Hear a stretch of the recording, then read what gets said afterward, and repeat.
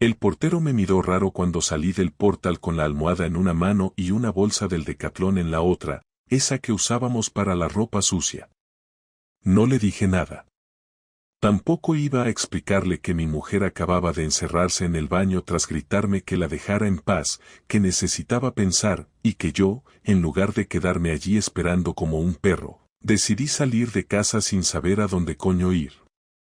Era la 1 de la mañana y me estaba yendo sin destino, con lo puesto, como si alguien me hubiese echado a patadas de mi propia vida.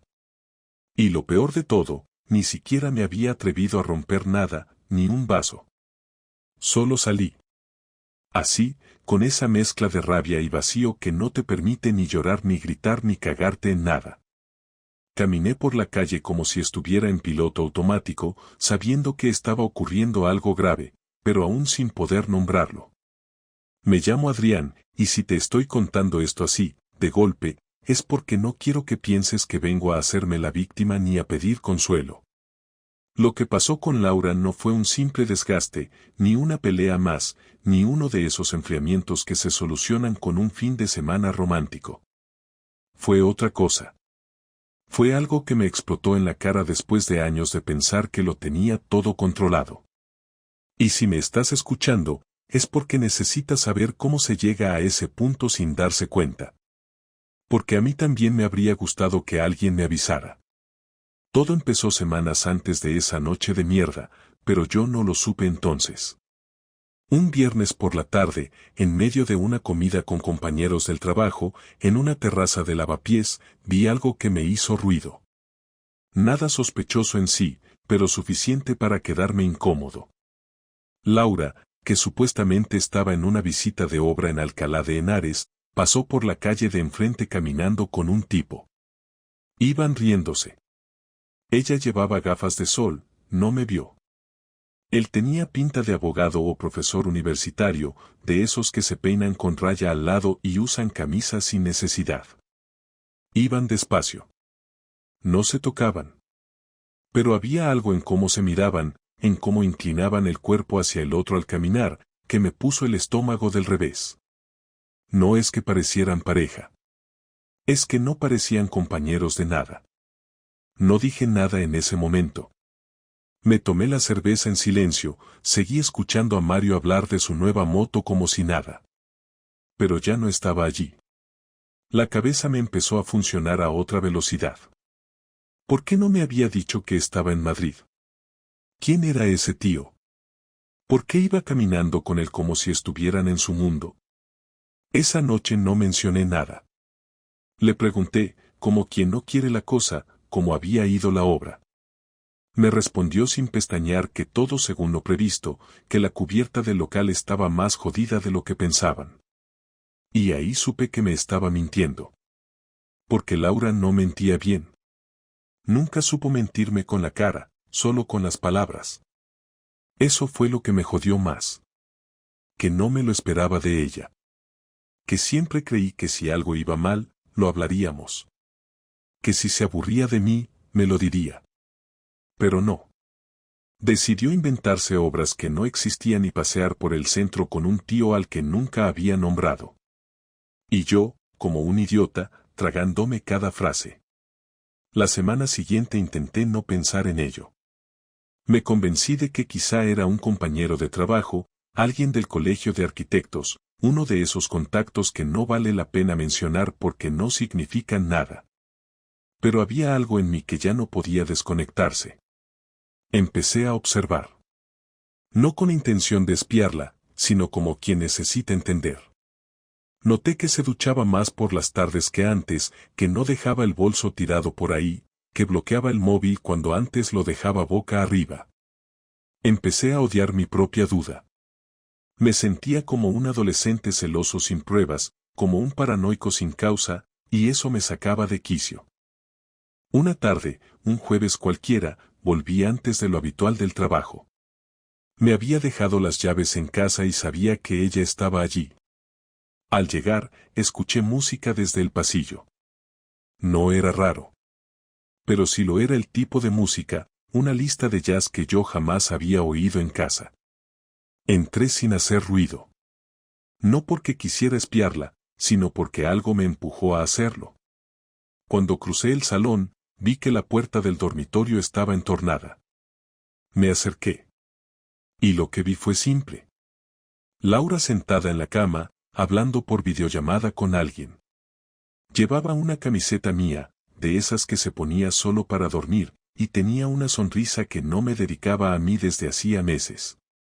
Le decía al tipo, a quien no veía bien, que tenía ganas de repetir la tarde del otro día, que lo del café en ese lugar nuevo había sido un acierto. El tono era íntimo. No sexual, no descarado. Pero era el tono de alguien que está enamorado. De alguien que ya no está contigo, aunque duerma en tu cama. No entré. No dije nada. Cerré la puerta del salón sin hacer ruido y salí al pasillo. Respiré hondo. Me apoyé en la pared durante un minuto. Luego entré como si acabara de llegar. Ella se sobresaltó. Cerró el portátil de inmediato.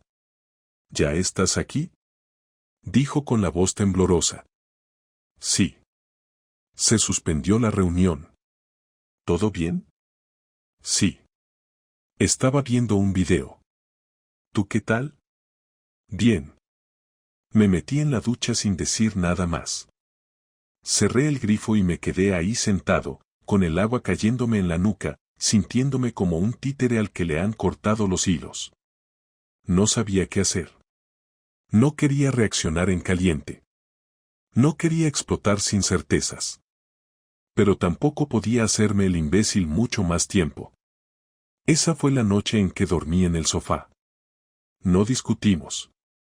No hablamos. Solo le dije que me dolía la espalda. Ella no insistió. No intentó convencerme de que me quedara en la cama. No me abrazó. Ni una puta palabra. Y en ese silencio entendí que algo se había roto para siempre. El sábado por la mañana me levanté antes que ella. Me pasé más de una hora sentado en la cocina, con la cafetera apagada, mirando el suelo sin ver nada. La noche anterior no pegué ojo. Me quedé en el sofá, en silencio, con la tele encendida sin volumen y el cerebro dándole vueltas a cada imagen, a cada palabra, a cada gesto de Laura en esa videollamada que fingió que no ocurrió. En ese momento no tenía pruebas físicas, pero lo sabía. No sé cómo explicarlo, pero lo sabía con una certeza que no me dejaba espacio para la duda. Y lo que más me jodía no era que ella estuviera con otro, sino la forma en que me lo estaba ocultando, como si yo fuese un idiota, como si no mereciera ni una mínima explicación. Me hervía la sangre por dentro, pero por fuera seguía quieto, bloqueado, atrapado en ese lugar en el que solo se está cuando todavía no hay acción, solo la premonición exacta del desastre que se avecina. Ella salió de la habitación pasadas las 10, en pijama, con cara de resaca emocional, como si hubiese llorado en sueños. Me saludó como si nada, y me preguntó si quería tostadas. Le dije que no tenía hambre. Me dijo que saldría un rato, que quería ir a dar una vuelta sola para despejarse. Me limité a asentir con la cabeza. Se fue sin pedirme que la acompañara. Ya ni lo fingía.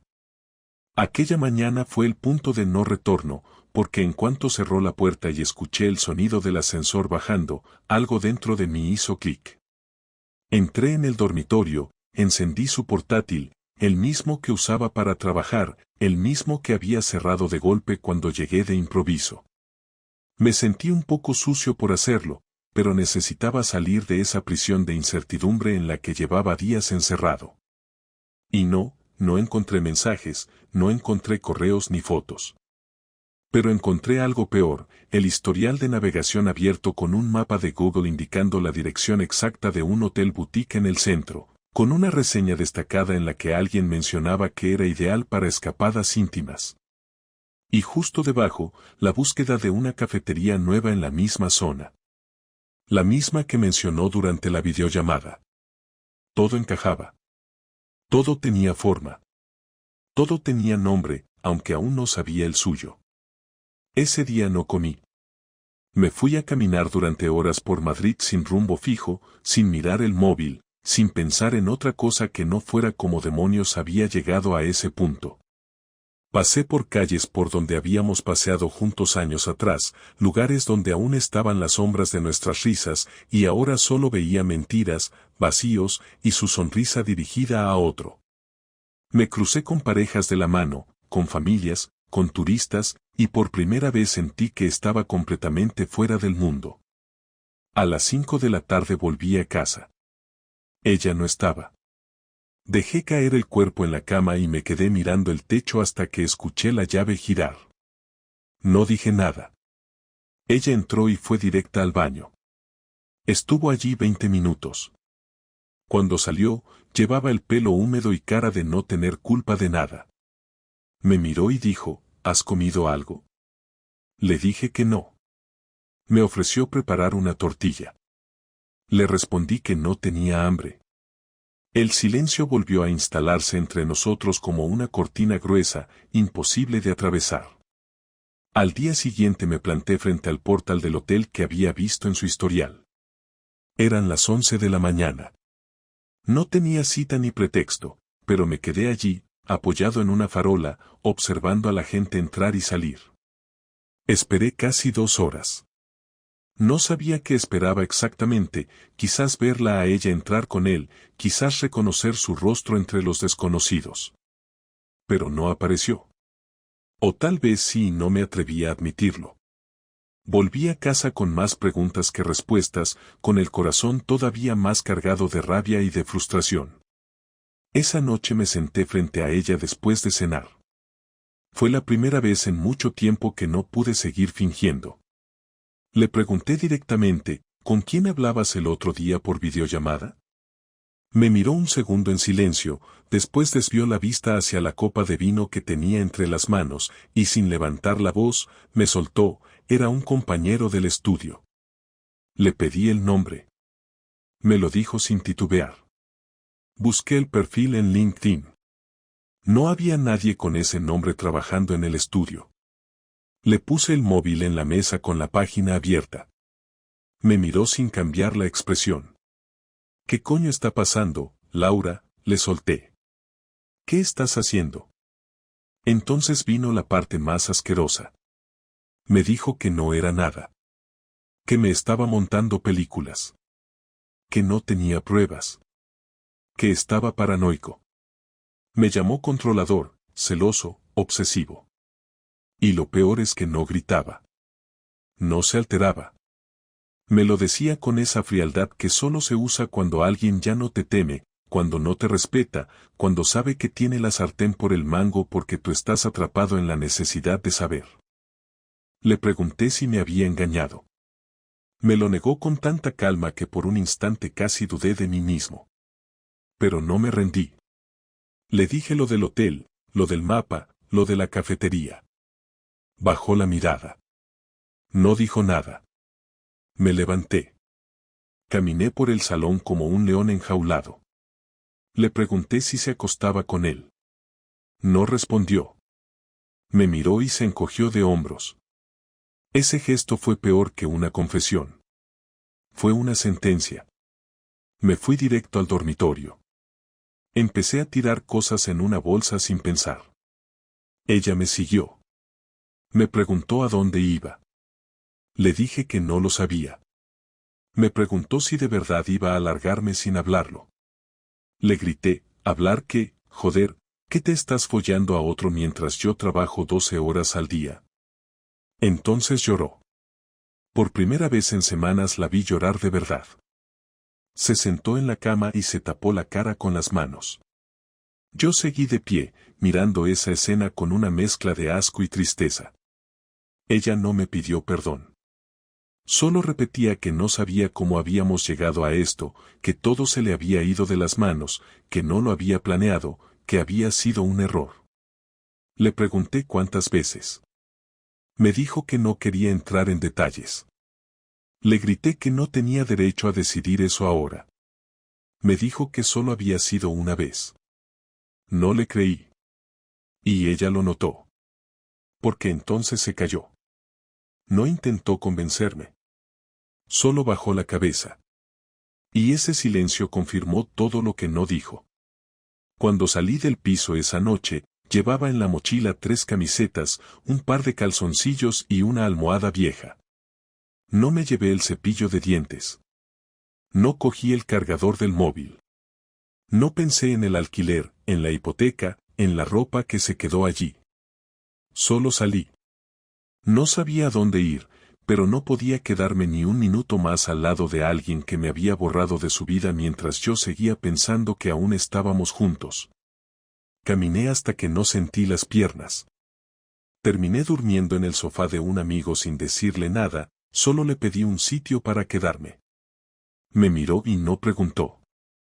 Y eso, en ese momento, fue lo único que agradecí. Volví a casa el lunes por la noche.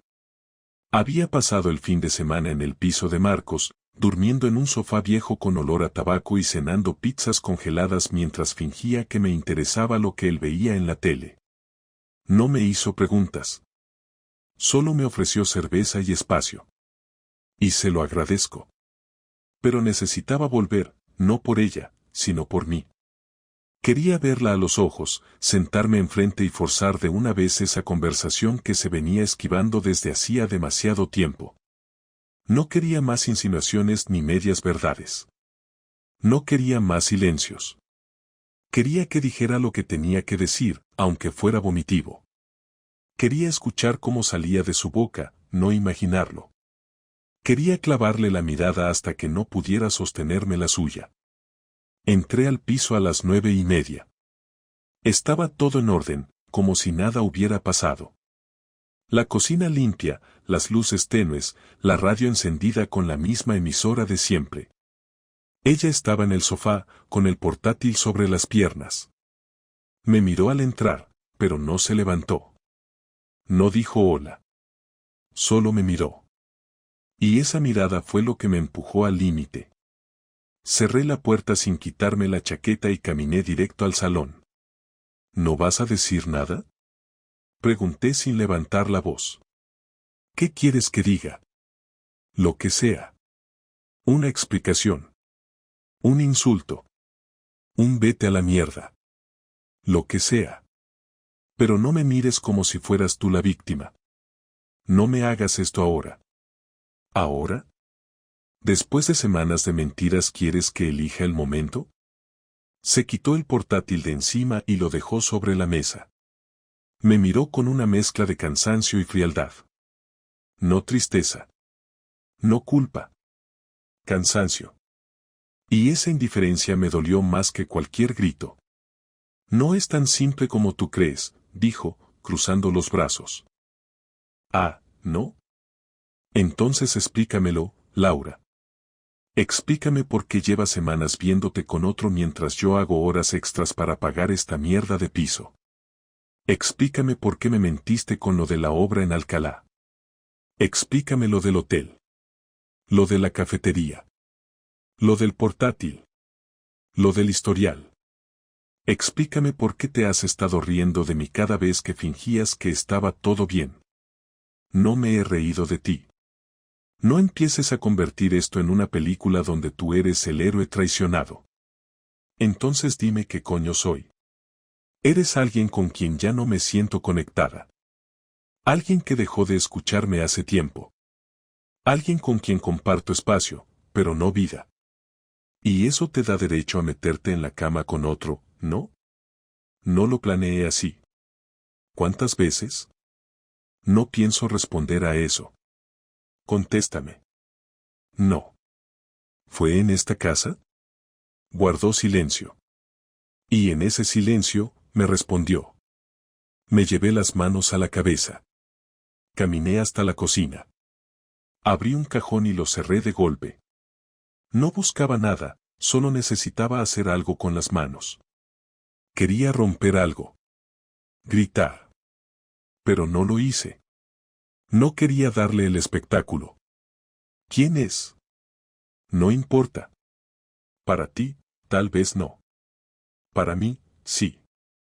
Porque ahora tengo que vivir sabiendo que mientras dormía contigo, tú ya habías cruzado esa línea.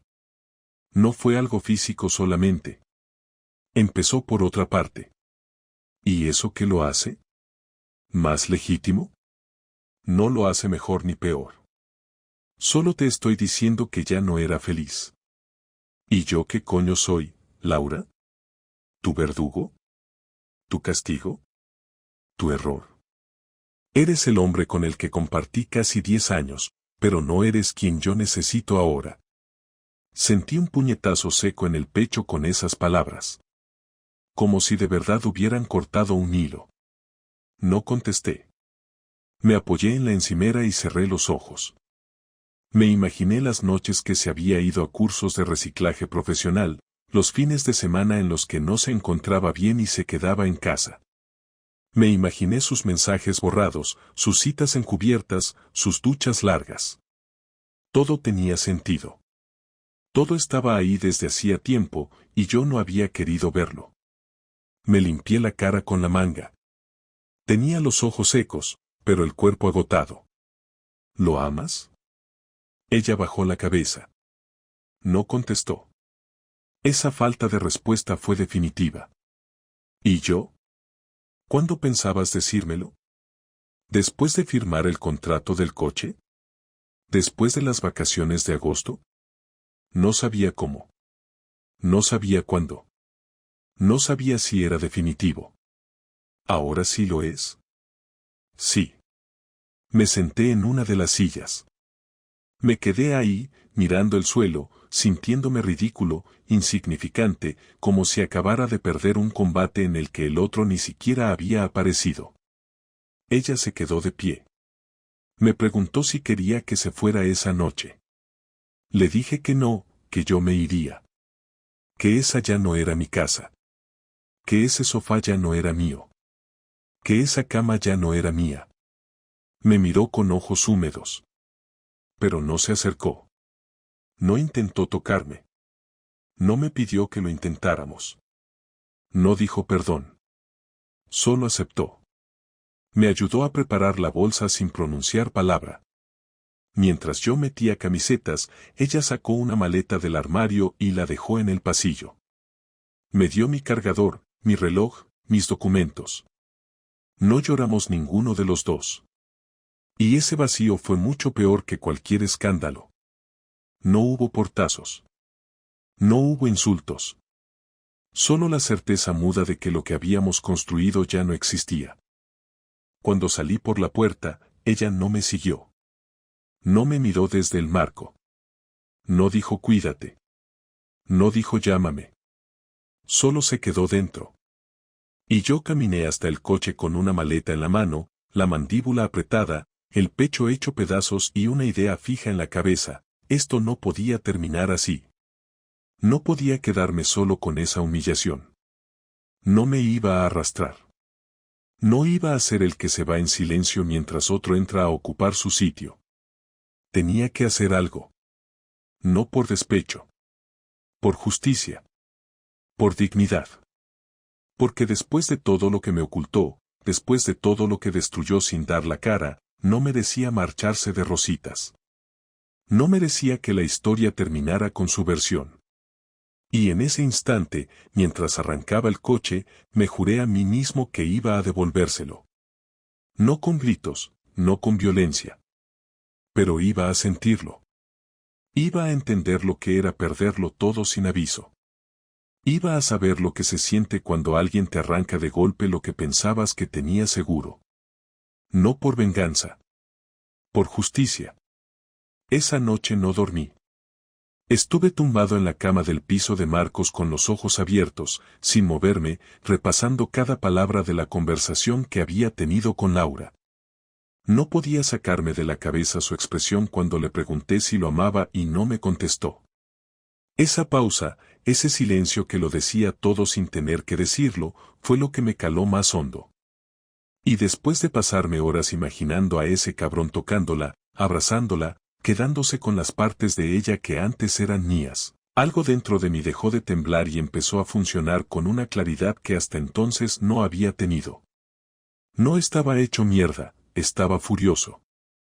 Y no me refiero a rabia ciega ni a arrebatos de testosterona, Hablo de una furia templada, consciente, que te permite ver con precisión lo que tienes delante, lo que hay que hacer y cómo hacerlo.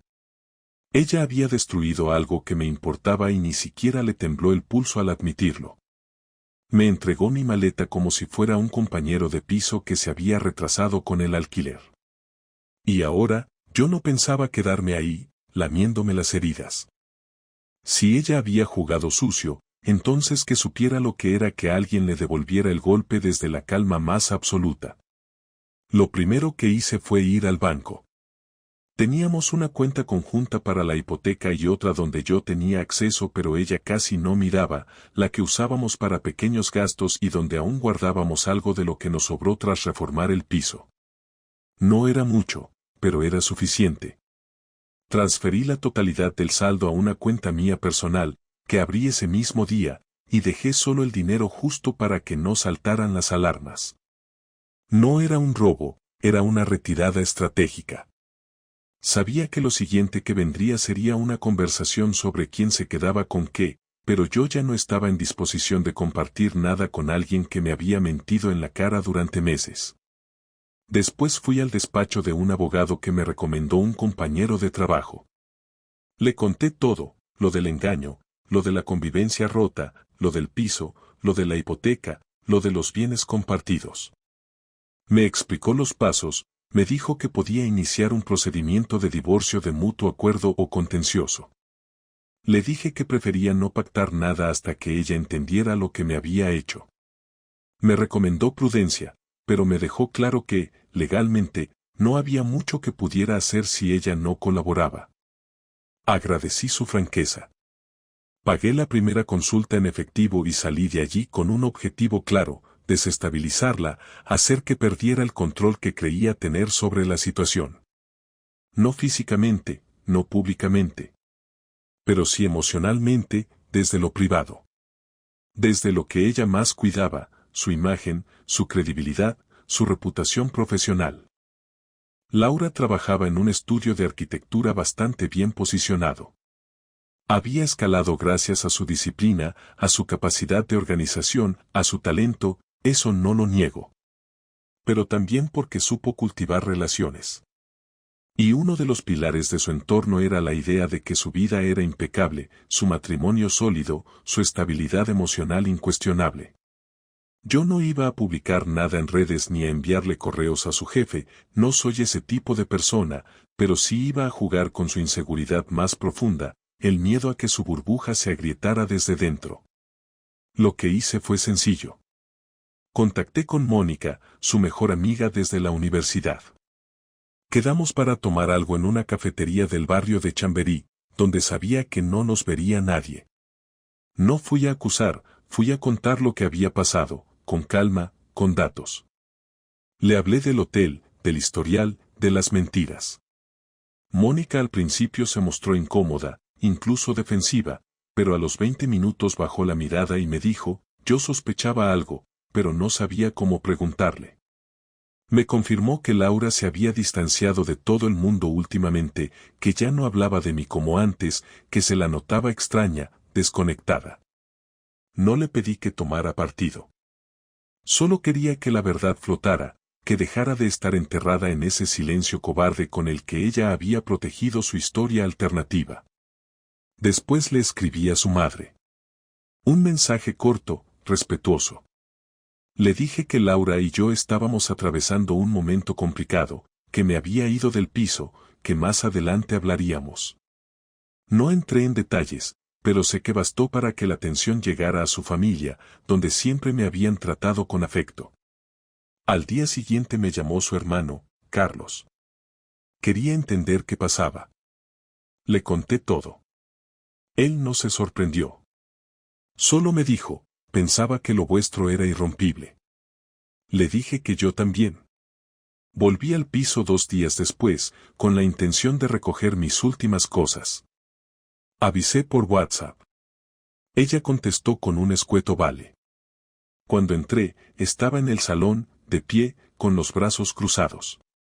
Me observó en silencio mientras guardaba mis libros, mis zapatos, un par de cajas con herramientas y papeles personales. No hablamos durante casi media hora. Hasta que no aguantó más. ¿Por qué hablaste con Mónica? Porque tenía derecho a saberlo. Porque me cansé de quedarme callado mientras tú te montabas tu vida paralela sin asumir consecuencias. ¿Y con mi madre también? Sí. ¿Quieres joderme? No. Quiero que entiendas que lo que hiciste no fue solo entre tú y yo. Fue una traición total, y no pienso protegerte de las consecuencias. Estás actuando con maldad. No, Laura. Estoy actuando con dignidad. Por primera vez desde que todo esto empezó, estoy haciendo lo que tenía que haber hecho desde el primer día, no dejar que te salgas con la tuya. Me miró con una mezcla de rabia y vergüenza. Sabía que había perdido el control.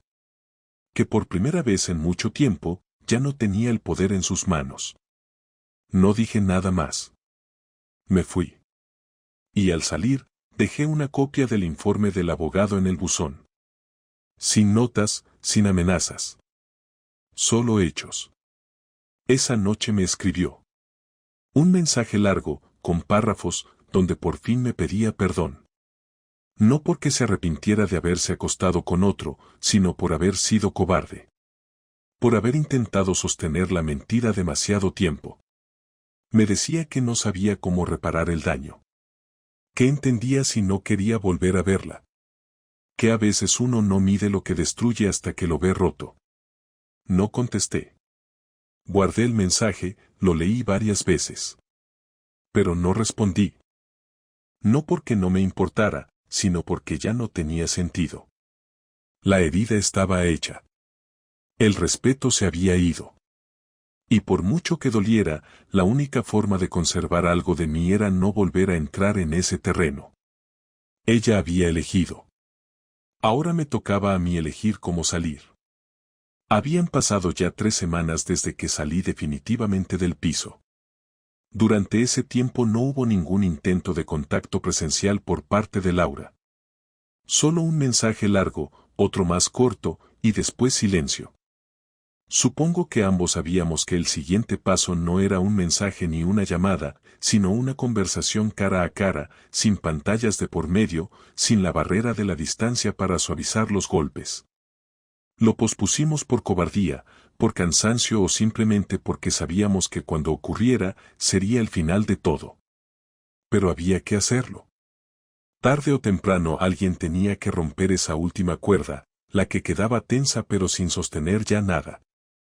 Así que fui yo quien propuso vernos. Le escribí un jueves por la noche. Necesitamos hablar.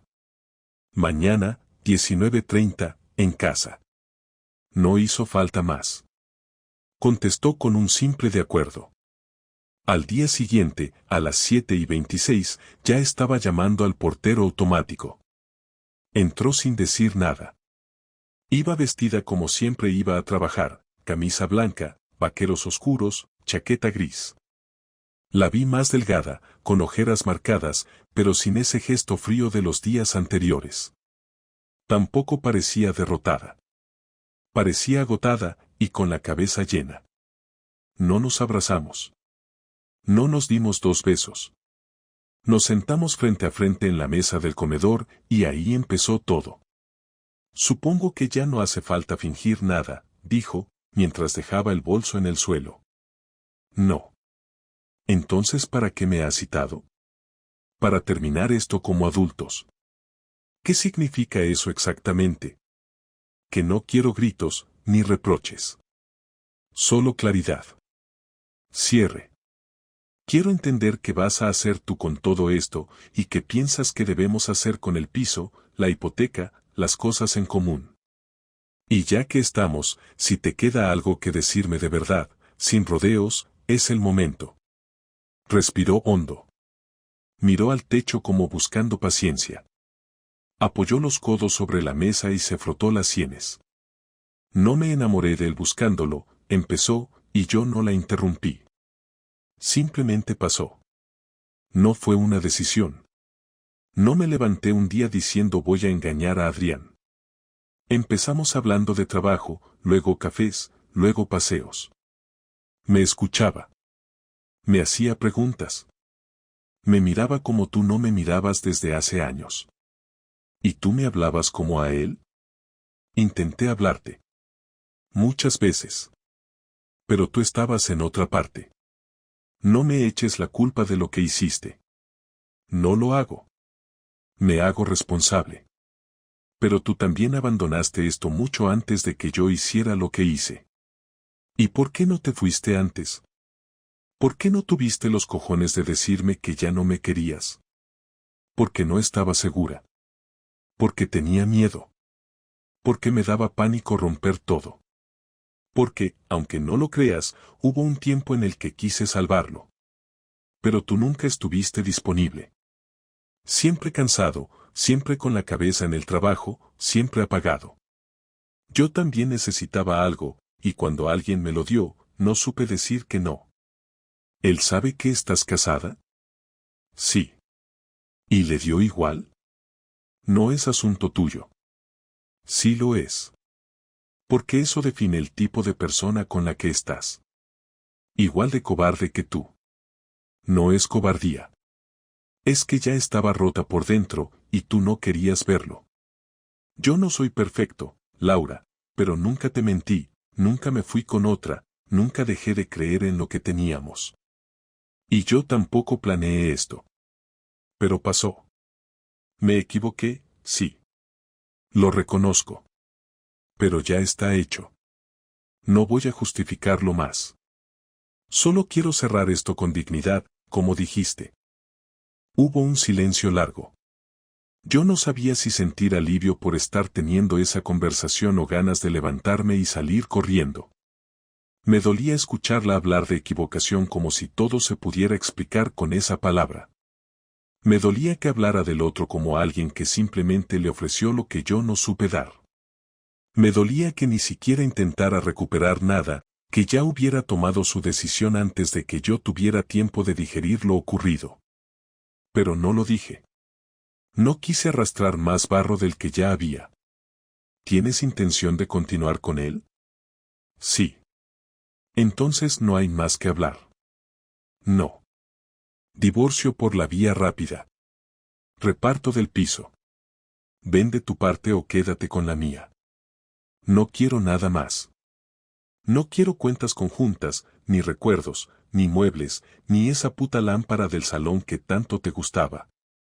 Quiero desaparecer de esto. Lo entiendo. Quiero que seas tú quien hable con el banco, con la gestora, con tu familia. Ya hablé yo suficiente. Lo haré. Y no quiero verte más. Ni en fotos, ni por casualidad, ni en reuniones con amigos. Si tienes un mínimo de respeto por lo que fuimos, mantente lejos. Lo haré. Y si alguna vez te da por pensar que tal vez exageré, recuerda que te fuiste sin mirar atrás. Que jugaste sucio y que esperabas que yo aceptara la derrota en silencio. No espero eso. Sé lo que hice. Y sé que no merezco tu perdón. Perfecto. Porque no te lo pienso dar. Se le humedecieron los ojos. Pero esta vez no le tembló la voz. Se levantó despacio. Recogió el bolso. Me miró con una expresión que no supe leer, una mezcla entre culpa, orgullo y vacío. Caminó hacia la puerta. Antes de salir, se giró. Espero que algún día puedas rehacer tu vida. Que encuentres a alguien que te escuche como yo no supe. Que te vea de verdad. No necesito a nadie que me vea. Solo necesito no volver a tropezar con alguien como tú. Cerró la puerta sin hacer ruido. Me quedé sentado frente a la silla vacía, como si ella aún estuviera ahí. No sentí alivio. No sentí victoria. Solo cansancio. Me levanté, apagué las luces, me tumbé en el sofá y cerré los ojos. Sabía que lo peor ya había pasado, pero también sabía que lo que venía ahora no iba a ser fácil. No por ella, sino por todo lo que se había ido con ella. La confianza, la paz, la idea de hogar. Todo eso ahora era escombro. Y a mí me tocaba barrerlo solo. Han pasado 7 meses desde aquella última conversación con Laura. 7 meses exactos desde que salió por la puerta de ese piso que construimos a medias, dejando atrás todo lo que fuimos y lo que creímos que íbamos a hacer. No he vuelto a verla. No he intentado buscarla. No he preguntado por ella. Sé, por terceros, que sigue con el mismo tipo, que se ha mudado a un barrio nuevo, que ha cambiado de estudio y que ahora da conferencias sobre arquitectura sostenible. Me da igual. Me da absolutamente igual. No por despecho, no por orgullo, sino porque lo único que tenía sentido entre nosotros ya no existe, y no quiero perder un solo minuto más en lo que fue. Aprendí que uno no necesita más explicaciones cuando ya ha visto suficiente. Que no todo lo que duele necesita tener lógica, y que hay pérdidas que simplemente hay que aceptar aunque no se entiendan. Volví a casa de mi madre los primeros 2 meses, mientras resolvía los trámites del divorcio y cerraba el capítulo administrativo. Fueron semanas pesadas, llenas de documentos, llamadas, firmas y conversaciones con abogados. No hubo peleas, no hubo juicios, no hubo discusiones por lo material.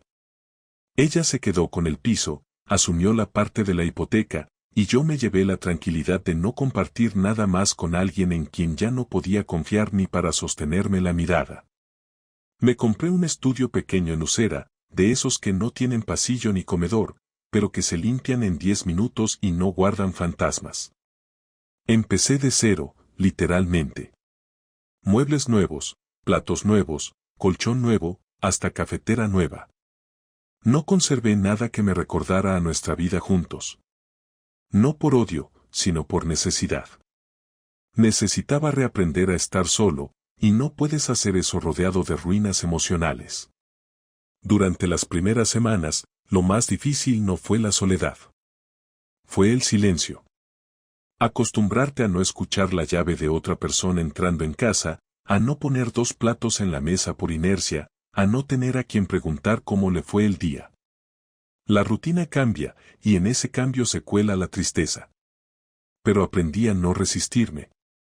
Dejé que me doliera. Me permití estar mal. Me levantaba a las 6, desayunaba solo, me iba al trabajo, volvía, cenaba lo justo, veía alguna serie y me dormía. Ni fiestas, ni citas, ni amigos pegados a mí. No tenía ganas de socializar. No quería llenar el hueco con ruido. Quería entender en qué momento dejé de ver a la persona que tenía delante. Poco a poco empecé a reconstruirme. No hice terapia, aunque lo pensé.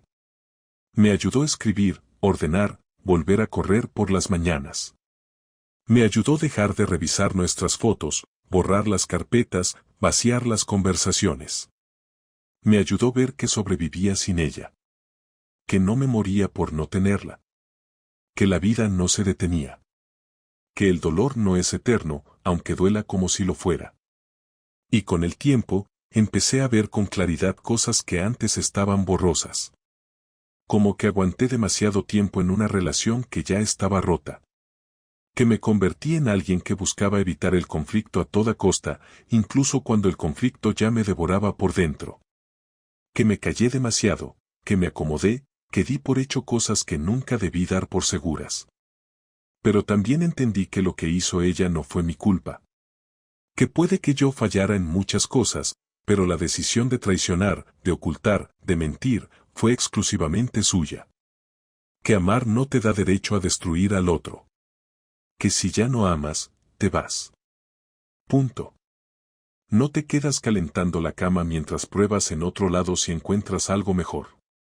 Y si lo haces, al menos tienes la decencia de asumirlo. No como ella. No como lo hizo.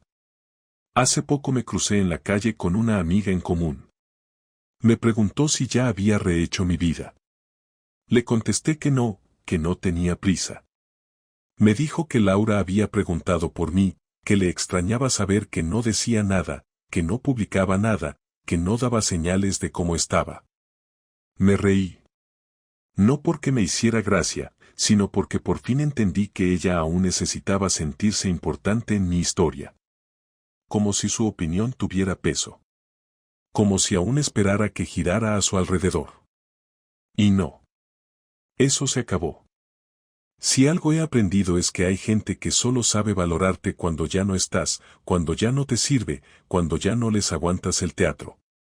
Y yo ya no estoy ahí. Ahora salgo a correr sin mirar el móvil cada 5 minutos.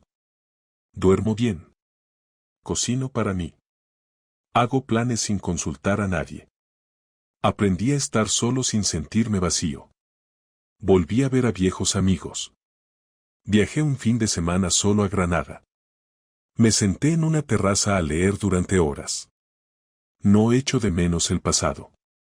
No quiero volver. No quiero respuestas. No quiero reconciliación. Quiero vivir sin cargas. Sin mentiras. Sin tener que fingir que todo está bien cuando no lo está. Y si algún día vuelve a escribirme, si algún día me llama, si algún día aparece con excusas o arrepentimientos tardíos, solo voy a decirle una cosa: gracias. Porque al romperme, me obligó a reconstruirme mejor. Porque al mentirme, me enseñó a no tragar con lo que no merezco. Porque al perderla, gané la única versión de mí que ahora reconozco en el espejo, la que no necesita aprobación, la que no tiene miedo, la que no negocia su paz. Nunca pensé que terminaría así. Nunca imaginé que nuestra historia sería esta. Pero ya no me duele que lo sea. Forma parte de lo que viví, de lo que aprendí, de lo que no repetiré. Y eso, al final, es lo único que importa.